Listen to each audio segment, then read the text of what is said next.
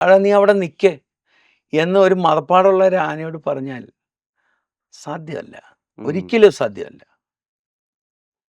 കാരണം അതിൻ്റെ ആ മതപ്പാടിൽ നിൽക്കുന്ന സമയത്ത് അതിന് എന്തും കാണിക്കാനുള്ള ഒരു വലിയ മനസ്സതിനുണ്ട്. ഉം. നമ്മളെ അനുസരിക്കണമെന്നില്ല. ഉം. ഉം. ഉം. നമ്മളെ അനുസരിക്കണമെന്നില്ല. അപ്പോൾ അതിന് ഞാൻ മുൻകൂട്ടി ഒരു ഉദാഹരണം പറഞ്ഞു. ഉം. ചില ആനകളെ മതപ്പാടിൽ നമുക്ക് കൊണ്ട് നടക്കാം. താടയോട് താടെ ഒലിക്കുമ്പോൾ ഉം. നമുക്ക് കൊണ്ട് നടക്കാം. എല്ലാത്തിനെയും പറ്റില്ല. ഉം. 100ക്ക് ചിലപ്പം 10 എണ്ണം ആയിരിക്കും ഉള്ളത്. അല്ലെ 5 എണ്ണം ആയിരിക്കും. ഉം. ബാക്കിയെല്ലാം വൈലൻ്റാ. എന്നാൽ വേറൊരാളിന് പറ്റത്തില്ല. ഉം. ഇതിൻ്റെ ചട്ടക്കാരന് പറ്റും. ആ ആനയെ അങ്ങനെ ചിലപ്പോൾ അങ്ങനെ 100ക്ക് ഒരു 10 എണ്ണേ കാണും കഷ്ടി. ബാക്കിയെല്ലാം വൈലൻ്റാ. ഓ. കെട്ടിയിട്ടേ പറ്റൂ. അല്ലെങ്കിൽ അത് ഉപദ്രവിക്കും. അത് നാശനഷ്ടങ്ങളുണ്ടാക്കും. അത് വലിയ നാടിന് വിപത്തുണ്ടാക്കും. ഇത് മതപ്പാടിന് അതിൻ്റെ കാലഘട്ടമാണത്. ഉം. അതിനെ ഒരു തെറ്റും പറയാൻ അതിലില്ല എന്നുള്ളതാണ് എൻ്റെ വിശ്വാസം. ഈ ജീവിതത്തിലെ മതം പൊട്ടിയ ഒരു ആനയെ തളച്ച ഒരു അനുഭവം ഒന്ന് പറഞ്ഞു തരുമോ? ആനകൾ വഴക്കുണ്ടാക്കിയിട്ട് ആനകളെയൊക്കെ തളയ്ക്കാൻ പോയിട്ടുണ്ട്. ആ. നമ്മുടെ മാവേലിക്കര കൊർത്തിയാടൊരു ആന വഴക്കുണ്ടാക്കി. ഉം. കരിപ്പുഴ 82 ഒരു ആന വഴക്കുണ്ടാക്കി. ഉം. അതിനെയൊക്കെ കെട്ടാൻ പോയിട്ടുണ്ട്. എങ്ങനെ അതിനെ നിങ്ങൾ സമീപിക്കുക? എങ്ങനെയായിരിക്കും ആ അതായത് സന്ദർഭത്തെ നേരിടുക? 82 ആന വഴക്കുണ്ടാക്കുമ്പോൾ രാമേന്ദ്രൻ എന്നും പറഞ്ഞ ഒരു ആനയായിരുന്നു. ഉം. ഇപ്പോൾ അത് ഗുരുവായൂർ ദേവസ്വത്തിൽ ഗോപീകൃഷ്ണൻ എന്നും പറഞ്ഞ് ഉം. ഗുരുവായൂരപ്പൻ്റെ മുന്നിൽ ഉം. അതുണ്ട് ഇപ്പം. ഉം. അതായത് നമ്മുടെ ഇവിടെ ഈ മുതുകുളത്തുള്ളതായിരുന്നു അന്ന് ഉം. 82. ഉം. അത് കരിപ്പുഴ ഒരു മില്ലിൽ വഴക്കുണ്ടാക്കി. ആനക്കാരനെയൊക്കെ വെച്ചിട്ട് വഴക്കുണ്ടാക്കി. ആന തോടൊക്കെ ചാടി ഒരു പറമ്പിൽ കയറി. ഉം. അങ്ങനെ അന്ന് ഇവിടുത്തെ RDO ലീഡ ജേക്കബ് എന്നും പറഞ്ഞ ഉം. ഒരു സ്ത്രീയായിരുന്നു. അന്നൊക്കെ ഈ മയക്ക് വെടിയില്ല. ഉം.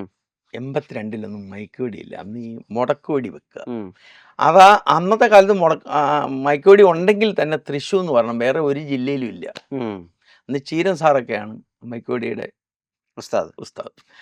കൈമൾ സാറ്, പണിക്കർ സാറ് അവരൊക്കെ അവിടെ നിന്ന് ഇവിടെ വരണം. ഉം. അങ്ങനെ ഞാൻ അന്നേരം എൻ്റെ ശരിക്കുള്ള കുടുംബം ഹൈവേയുടെ കിഴക്ക് വശത്താണ്. ഓക്കെ. അന്ന് അവിടെ ആ. താമസം. ആ. അവിടെ ഇപ്പോഴും വീടും താമസമൊക്കെ ഉണ്ട്. അവിടാണ് അതിൻ്റെ കിഴക്ക് വശത്താണ് ഈ ആനയെ കെട്ടുക. ഉം. ഗിരീശൻ എന്ന് പറയുന്ന ആന. ആ ആനയാണ് എന്നെ കുത്തിയതുമൊക്കെ ഉം. കേട്ടോ. ഉം. 83-ല്. ഇത് 82-ലാണ് ഈ സംഭവം. അങ്ങനെ അവിടെ പോയി ഈ ആന ഒരു പറമ്പിൽ ഇതിൻ്റെ പരിപാടി അതിനന്നേരം കനം നനയുന്നുണ്ട്. ഉം. ഈ ഒരു തെങ്ങ് തെള്ളും കൊമ്പേ താങ്ങും കൊണ്ടുവന്ന് അട്ടി സ്വന്തമായിട്ട് വെക്കുക. ഒരു ആനക്കാരൻ പറഞ്ഞിട്ടൊന്നുമല്ല. സ്വന്തമായിട്ട് ഇതാ വീടിൻ്റെ പടിക്കൽ അടുക്കുക. ഞങ്ങൾ ചെല്ലുമ്പോൾ കാണുന്ന ഇതാ. അങ്ങനെ ഞങ്ങൾ ഇതിനെ പോത്തിനെ പേടിയാണ്. ഭയങ്കര പേടിയാണ് ആനയ്ക്ക്. ഓ. ഓ. പോത്തിനെ ഭയങ്കര പേടിയാണ്. അങ്ങനെ ഇത് ഞങ്ങൾ ആ പറമ്പിൽ മത്തൊക്കെ തറച്ച് അന്നൊക്കെ ഈ തടിയേൽ ഈ മത്തുണ്ടാക്കും. ആ. കൊല്ലനെ കൊണ്ടുണ്ടാക്കിയിട്ട് മത്തെന്ന് മുടക്കുമാര്. പറഞ്ഞാ? അതെന്ന് പറഞ്ഞാൽ ഈ പലകയുണ്ടല്ലോ, കനമുള്ള പലക. ആ. അതേല് ഈ ആണി അടിച്ച് താക്കും. ഓക്കെ. ആണി എന്ന് പറഞ്ഞാൽ കൊല്ലനെ കൊണ്ടുണ്ടാക്കുക. നമ്മുടെ ഈ ചൂണ്ടയുടെ സീസുണ്ട്. ആ. ചൂണ്ടയുടെ തുമ്പത്തൊരു ആ. ഉക്കില്ലയോ, ആ. ആ. ആ. അതേപോലത്തെ സാധനം. അത് മേളിലോട്ട് നിൽക്കും. ആ. ഇതിൽ ഇട്ട് കൊടുത്തിട്ട് വൈക്കോലൊക്കെ വാരി ഇട്ട് കൊടുക്കും. എന്നിട്ട് ഇതിൽ ഓടിച്ച് കയറ്റും. ആ. ഇത് കയറി ചവിട്ടി കഴിയുമ്പോൾ പിന്നെ നടക്കാനൊക്കത്തില്ല. ഓ. ഇത് പക്ഷേ ചവിട്ടിയെങ്കിലും ഇത് കൈകൊണ്ട് വലിച്ചെടുത്ത് ദൂരെ എറിഞ്ഞു. അങ്ങനെ ആന പുഞ്ചപ്പാടത്ത് ചാടി ഒരു തോട്ടിൽ ചാടി. അങ്ങനെ ഞാൻ ഈ ആനയുടെ മുകളിൽ ഞാനാണ് കയറുന്നത്. ആ ഈ മതം പൊട്ടിയ ആനയുടെ ഈ മോള്. ആനയുടെ മുകളിൽ, ഈ രാമേന്ദ്രൻ ആനയുടെ 82-ല് ഈ കരിപ്പുഴ വെച്ച് ഞാനാണ് ആനയുടെ മുകളിൽ കയറുന്നത്. അങ്ങനെ ആനയെ ഞങ്ങൾ ആ പാടത്തൂടെ കൊണ്ടുവന്ന് മുട്ടത്ത് കൊണ്ടുവന്ന് ഒരു അമ്പലത്തിൻ്റെ അവിടെ നിർത്തി. അപ്പോൾ ഭയങ്കര അല്ല, ഈ ജനങ്ങളാണ്. മതമുള്ള ആനയുടെ മുകളിൽ എങ്ങനെ ചാടി കയറുന്നത്? അതാ തോട്ടിൽ ചാടി വെള്ളത്തിൽ ഇരുന്നു ആന. ആ. ഇരുന്ന വഴിക്ക് ഞാൻ കയറി. ആനയുടെ മുകളിൽ കയറുമൊക്കെ ഉണ്ടല്ലോ, കയറ്റി കാലിട്ടു ഇരുന്നു. അപ്പോൾ എൻ്റെ കൂടെ വേറെ അന്ന് പൂത്തൂർ രാമകൃഷ്ണപിള്ള എന്നും പറഞ്ഞ ഒരാളുണ്ടായിരുന്നു. ഉം. അതേപോലെ അതിൻ്റെ ഗോപാലകൃഷ്ണൻ എന്നും പറഞ്ഞൊരു ആനക്കാരനുണ്ട്, എൻ്റെ ചേട്ടക്കാരൻ. പിന്നെ വേറെ ഒരുപാട് അനവധി ആൾക്കാരുണ്ട്. ആനക്കാരായിട്ട് ഒരു 5-8 10 പേരുണ്ട്. ഉം. ഇവരൊക്കെ അതിൻ്റെ ഒരു സംരക്ഷണ വലയമായിട്ട് ഞാൻ ആനയുടെ മുകളിൽ കയറിയത്. അങ്ങനെ ഞങ്ങൾ ആനയെ കൊണ്ടുവന്നു. മുട്ടത്തൊരു അമ്പലത്തിൻ്റെ അവിടെ കൊണ്ടുവന്നു. അവിടെ പോയിട്ടുണ്ടോ മുട്ടത്ത്? ഇല്ല, പോയിട്ടില്ല. അവിടെ ഒരു ഗുരുമന്ദിരമുണ്ട്. ആ ആ. ഗുരുമന്ദിരത്തിൻ്റെ അടുത്തൂടെ തൊട്ടടുത്തേക്ക് ഒരു ക്ഷേത്രമാണ്. അവിടെ ഒരു ആനയെ കൊണ്ടുവന്ന് കെട്ടി ആനയുടെ മുകളിൽ നിന്ന് ഇറങ്ങി ചായയൊക്കെ കുടിച്ചു. അവിടെ വലിയ ആഘോഷവും അന്നത്തെ കാലത്തൊക്കെ വലിയ ആഹ്ലാദം, ആൾക്കാർക്ക് വലിയ സന്തോഷമാണ്. നമ്മളോടൊക്കെ വളരെ ആരാധനയാണ്. ഇന്നതില്ല കേട്ടോ. ആ. ഇന്ന് തിരിച്ചാണ്. അന്നത്തെ കാലത്ത് അങ്ങനെയൊക്കെയുള്ള ഒരു ഹീറോ വർഷിപ്പ്. ഒരു കൊല്ലത്തെ. പക്ഷെ ഇത് അന്നത്തെ കാലത്ത് എൻ്റെ മനസ്സിലില്ല. ഓ. പറഞ്ഞു മനസ്സിലായി. ഇത് നമ്മളിങ്ങനെ ചെയ്തു, നമുക്കിതൊരു വലിയ ക്രെഡിറ്റ് ഒന്നുമില്ല. സത്യം ഗുരുവായൂരപ്പനാണോ ഇല്ല. അങ്ങനത്തെ ഒരു കാലമാണ്. എന്നിട്ട് ആനയുടെ മുകളിൽ കയറി അവരുടെ വീട്ടിൽ മുതോളത്ത് കൊണ്ട് കൊടുത്തു. ലാസ്റ്റ് അത് എന്നോട് പറഞ്ഞു, ഞാൻ അഴിച്ചു കെട്ടിക്കോളാൻ പറഞ്ഞു. ഓ.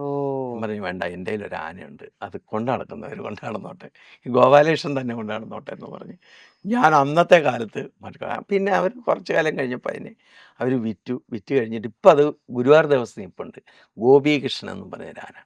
ഇപ്പൊ ഈ മദം പൊട്ടുക എന്ന് പറയുന്ന ഒരു പ്രോസസ് ഉണ്ടല്ലോ, ശരിക്കും എന്ത് ഈ മദം പൊട്ടുക എന്ന് പറയുന്നത്? മതം പൊട്ടുക എന്ന് പറഞ്ഞാൽ ഇത് സത്യത്തിലെ ഇണ ചേരാൻ പറ്റിയാൽ തന്നെ ഇതിന് മതപ്പാടുണ്ടാകും. ഓക്കെ. ഈ മതഗ്രന്ഥികളാണ് നമ്മുടെ ഇവിടെ ഈ ആ. കന്നത്തിൻ്റെ അവിടെ ആ. മതഗ്രന്ഥികളുണ്ട്. ആ. അത് ഈ 2 ഹോളുകളാണ്. ആ. ഈ ഹോളിൽ കൂടാണ് ഈ മതജലം ആ. ഇട്ടിട്ട് കണ്ടിന്യൂസ് ആയിട്ട് 24 മണിക്കൂറും വീഴും. Okay okay. പിന്നെ മൂത്രത്തിൽ കൂടെ പോകും. ഓ. മൂത്രം എന്ന് പറഞ്ഞാൽ കണ പുറത്തേക്ക് ആന ഇറക്കത്തില്ല. മൂത്രം ഇറ്റിട്ട് ഇങ്ങനെ വീണുകൊണ്ടിരിക്കും മൂത്രം. ഉം. അതിൽ കൂടിയും ഈ മതജലത്തിൻ്റെ അംശം പോകും. വായുവിൽ കൂടി അതിൻ്റെ കൈയുടെ വായു ഉണ്ടല്ലോ, ഉം. ചിലപ്പോൾ നമ്മൾ ഈ കയ്യിൽ നിന്ന് ഈ പുറത്തേക്കൊക്കെ വിടുമ്പം വലിയ പുക പോലെ ആയി ആ. പോകുന്നത്. ആ. ആ. പിന്നെ രോമകണങ്ങളിൽ കൂടിയും ഈ മതജലത്തിൻ്റെ അംശം പോകാം. അത് ചില ആനകൾക്ക് 6 മാസമൊക്കെ ഒലിക്കും. ഓ. ചില ആനകൾക്ക് 90 ദിവസം ഒലിക്കത്തില്ല. ചില ആനകൾക്ക് 60 ദിവസം ഒലിക്കുന്ന ആനകളുണ്ട്. ഓ, അതാണ് അപ്പം അതിൻ്റെ ആരോഗ്യസ്ഥിതിയാണ് അതിൻ്റെ ഏറ്റവും വലിയ പ്രധാന വിഷയം. ആരോഗ്യസ്ഥിതി. ആരോഗ്യമുള്ള ഒരു ആനയ്ക്ക് ഒരു 150 ദിവസമൊക്കെ ഒലിക്കും. ഇതാണ് അപ്പൊ ഈ മതപ്പാട് എന്ന് പറയുന്നത്. മതപ്പാട് നിന്ന് ഇതാണ്. അപ്പം ഇത് ഇണ ചേർന്നാലും ഇതിൻ്റെ കാഠിന്യം കുറയുന്നേ ഉള്ളൂ. പക്ഷേ മതജലം ഒലിച്ചുകൊണ്ടിരിക്കും. അപ്പൊ റിസ്ക് അതിൻ്റെ തന്നെയാണ്. കാഠിന്യം റിസ്ക്കാണ്. അതിൻ്റെ കാഠിന്യം കുറയുന്നു മാത്രമേ ഉള്ളൂ. Okay okay. ഒലിക്കും. എല്ലാ സമയത്തും ഇതിന് റിസ്ക് ഉണ്ടല്ലോ, എല്ലാ ദിവസവും റിസ്ക് ആണല്ലോ ആനയുടെ കൂടെ അതെ, അതെ. ഉണ്ടാവുക. അഴിച്ചാൽ കെട്ടുന്നിടം വരെ റിസ്ക്കാണ്. അപ്പൊ ഈ വീട്ടുകാർക്കോ അല്ലെങ്കിൽ വീട്ടിലുള്ള ആളുകൾക്ക്, ഭാര്യയ്ക്ക്, മക്കൾക്ക് ഇതിനോടൊക്കെ യോജിപ്പായിരുന്നോ? ഈ ജോലി ചെയ്യുന്നതിനോട് സപ്പോർട്ടായിരുന്നോ? എന്നെ സംബന്ധിച്ച് പറയുമ്പോൾ എൻ്റെ വീട്ടിൽ ഞാൻ ഈ ജോലിക്ക് ആദ്യമായിട്ട് പോകുമ്പം വീട്ടിലുള്ള ഒരാൾക്കും അറിയില്ല, താല്പര്യമില്ല. താല്പര്യമില്ല. ആ. താല്പര്യമില്ലായിരുന്നു. എൻ്റെ സ്വന്തം ഇഷ്ടപ്രകാരവും എൻ്റെ സ്വന്തം ഇഷ്ടത്തിനും എനിക്കിതിനോട് വലിയ ആഗ്രഹം തോന്നിയത് കൊണ്ട് ഞാൻ പോയി. ഇന്നും ആഗ്രഹം മാറിയിട്ടില്ല. ഇപ്പോഴും ആ കൊതി മാറിയിട്ടില്ല. ഇപ്പോഴും ആനപ്പണി എടുക്കണം, ആനയെടുക്ക പോകണം, ആനയെ കൊണ്ട് നടക്കണം എന്നുള്ളൊരു വലിയ മനസ്സോടുകൂടി ഞാൻ നിൽക്കുന്ന ഒരാളാണ് ഞാൻ. വളരെ സന്തോഷത്തോടുകൂടി, സന്തോഷവാനും അതിൽ കേട്ടോ. കാരണം എന്താണെന്ന് ചോദിച്ചാൽ ഞാൻ ഈ ആനപ്പണിക്ക് പോയിട്ടാണ് ഞാൻ ഈ നിലയിലെത്താനും ഒക്കെ ഉള്ളൊരു ഇങ്ങനെയൊക്കെ അപകടം നമ്മളെ ഭഗവാൻ നമുക്കൊരു ജന്മം തരും. ജന്മം തരുമ്പം നീ ഇന്ന രീതിയിൽ ജീവിക്കണം, ഇന്ന പോലൊക്കെ ജീവിക്കണം, ഇന്ന കഷ്ടപ്പാടുകളൊക്കെ ഉണ്ട്, നിനക്കൊരു ജീവിതസഖി ഉണ്ടാകും, അത് കഴിഞ്ഞാൽ കുട്ടികളുണ്ടാകും, അത് കഴിഞ്ഞാൽ മരണം ഉണ്ടാകും. ഇതൊക്കെ നമ്മുടെ ജീവിതത്തിലുള്ളതാണ്. ഇതിനെയെല്ലാം നമ്മൾ അഭിമുഖീകരിക്കാൻ കഴിഞ്ഞാൽ നമുക്ക് ഇതൊക്കെ വളരെ ഭംഗിയായ രീതിയിൽ ജീവിതം മുന്നോട്ട് നയിക്കാം. ദുരിതങ്ങളും ഒക്കെ മനുഷ്യനുള്ളതാണ്. മനുഷ്യൻ ഇതൊക്കെ അനുഭവിച്ചറിഞ്ഞില്ലെങ്കിൽ മറ്റൊരുത്തൻ്റെ ദുഃഖം എങ്ങനെ അറിയും? മറ്റൊരുത്തൻ്റെ വിഷമം എങ്ങനെ അറിയും?